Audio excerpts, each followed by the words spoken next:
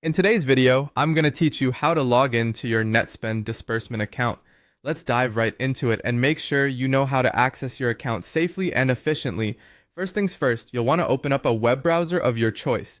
Whether that's Chrome, Firefox, or Safari, any browser will work just fine. Type Netspend into the search bar and hit enter to initiate a Google search. You'll be met with several results, but our focus today will be on finding the correct platform to log into your account securely. Once you've done that, you'll see a link to mynetspend.com in the search results. Give that a click and you'll be directed to the official Netspend login page. It's always a good idea to verify that you're on the correct site by checking the URL to be sure you're not being redirected to a malicious site. Now that you're on the Netspend login page, you'll notice a space provided for entering your username.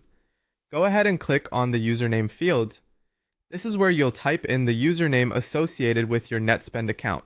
You want to ensure you've entered it correctly to avoid any chance of being locked out due to repeated failed login attempts. Next, move on to the password section, which should be right below the username area. Click on this field and type in your password. Remember, passwords are case sensitive, so make sure your caps lock key is off unless your password includes capital letters. It's also beneficial to use a unique and strong password to keep your account safe from unauthorized access. Once you've entered your username and password, you'll notice a small checkbox labeled Remember Username. If you're on a personal device and would like to save time logging in next time, you can check this box.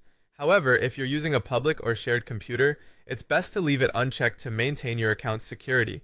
After making sure everything's in order, the username and password are correct, and you've decided whether or not to save your username, it's time to hit the login button. This will grant you access to your Netspend disbursement account.